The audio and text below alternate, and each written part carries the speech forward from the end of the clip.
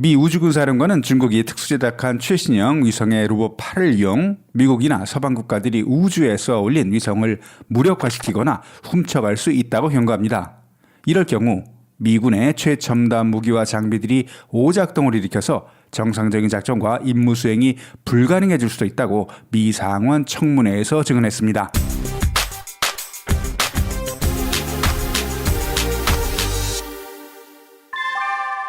먼저 우리에게 생소한 미 우주군과 우주사령부에 대해서 간단히 알아보겠습니다. 2018년 트럼프 대통령은 미 공군에서 미 우주군을 분리해서 미국의 제6군으로 독립시킬 구상을 발표했고 정식으로는 2019년 8월 29일 백악관 앞마당에서 미 우주군이 정식 창설됐습니다. 6해 공군과 해병대, 해안 경비대에 이은 천조국 미국의 6번째 군대로 1947년 공군이 미 육군에서 분리돼 별도의 군으로 창설된 이후 72년 만에 미국의 새로운 군대가 생긴 겁니다. 우주군의 창설 목적은 우주에서 중국과 러시아의 안보 위협에 대응하기 위한 건데요. 우주군 창설은 우주 패권을 둘러싼 경쟁에서 중국이나 러시아에 미국이 절대 밀리지 않겠다는 트럼프 대통령의 의지가 적극 반영됐었습니다. 미 중부 콜로라도주의 피터슨 공군기지에 사령부가 있고 현재 사령관은 제임스 H. 디킨슨 육군 대장입니다. 그러나 시기적으로 트럼프 행정부 시절 창설됐고 당시 야당이었던 민주당에서는 우주군 창설에 대한 부정적인 기류가 있었기 때문에 이번에 디킨슨 사령관의 미 상원 증언은 정치적인 의도로도 해석할 여지가 있습니다. 넷플릭스에 스페이스 포스라는 미드가 있는데요. 미 우주군 사령관을 주인공으로 하는 블랙 코미디로 미 우주군의 역할을 이해하는 데 도움이 됩니다. 이렇게 제임스 디킨슨 사령관의 4월 상원 청문회가 언론을 관심을 끌게 된 건 중국의 위협이 남중국해가 아닌 우주에서 발생할 수도 있다고 보기 때문입니다. 외신에서는 디킨슨 대장의 청문회 내용을 위성을 이용한 중국의 새로운 위협이라고만 요약 보도했는데요. 좀 더 자세한 내용을 좀 알아보려고 미 상원 홈페이지에서 사령관의 청문회 자료를 찾아봤습니다. 디킨슨 사령관의 청문회 보고 자료의 제목은 2022년도 미 우주사령부의 주요 업무 이런 뜻으로 해석할 수 있는데요.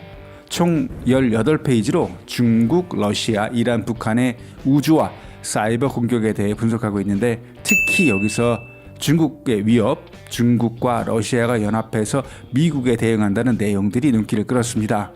디킨슨 사령관은 현재 우주에서 벌어지고 있는 중국, 러시아 연합과 미국의 패권 싸움은 미국이 원해서가 아니라 중국과 러시아가 도발했기 때문이라고 강조합니다. 특히 시진핑 집권 이후 중국이 최우선 순위를 두고 진행하고 있는 군 현대화 과정과 군비 증강으로 세계의 질서가 위협받고 있다고 말합니다. 여기에 더해서 우주에서도 남중국해와 마찬가지로 중국의 위협이 커지고 있다고 하면서 디킨슨 사령관은 베이징은 우주에서도 주도권을 잡기 위해서 여러 가지 방법을 동원하고 있고 특히 주목을 끄는 건 2016년 발사된 SJ-17 위성이라고 말합니다.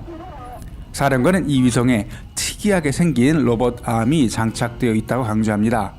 중국 정부는 그동안 SJ-17 위성은 우주 폐기물을 연구, 관찰하고 방송과 통신용의 다목적 실험 위성이라고 주장해 왔는데요.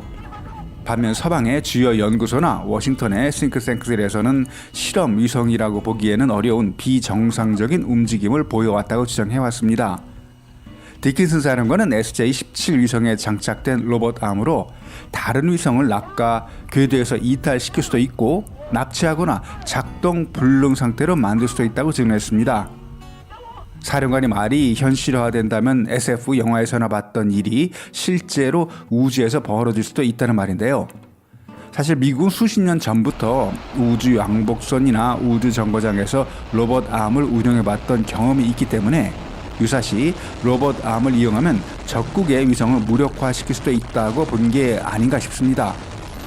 그 입장을 바꿔 생각하면 미국도 중국과 러시아의 위성에 이런 방식으로 공격할 수 있다는 얘기도 됩니다. 알 수 없는 일이죠. 우주에서 벌어지는 일은 증거라는 영상이 나오면은 조작됐다고 우기면 되는 일이고요. 뿐만 아니라 중국은 현재 위성을 물리적으로 파괴하거나 탐지 능력의 일부를 무력화시킬 수도 있는 레이저 시스템을 중국 내 여러 기지에 설치 운영 중이라고도 밝혔습니다. 사령관의 증언대로 이렇게 순식간 미국의 위성들을 무력화시킬 수 있는 중국군의 능력이 미국에 심각한 위협이 되는 이유는 미래 전쟁에서는 개전 초기 몇 분의 시간이 전쟁의 승패를 결정하기 때문인데요.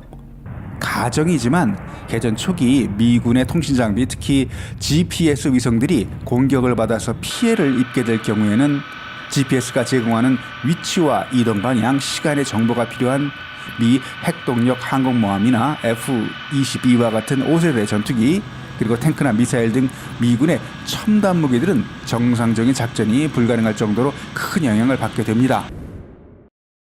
GPS는 미 국방부가 개발한 위성 항법 시스템입니다. 무기 유도, 항법, 측량, 지도 제작, 측지 등 다목적 용도로 군과 민간에서 사용하고 있습니다. 물론 군사용과 민간용의 정확도는 차이가 큽니다. GPS는 24개의 위성으로 시스템이 구축되어 있고 현재 전 세계에서 무료로 사용이 가능하고요.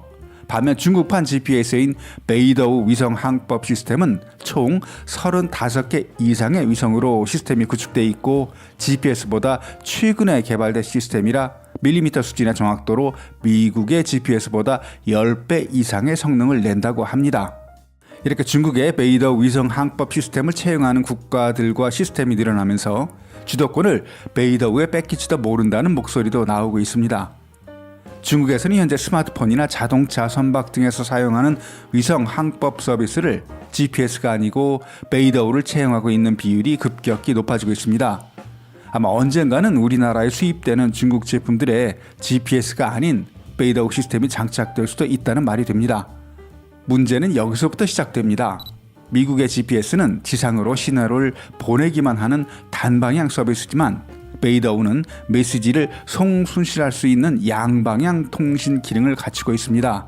이론적으로 신호를 받는 쪽에서 위치 정보를 송신할 수도 있는 시스템이라 특정 지역에서 고의로 가짜 위치 정보를 송신할 수도 있기 때문에 미국은 이런 기능이 악용될 수도 있다고 생각합니다.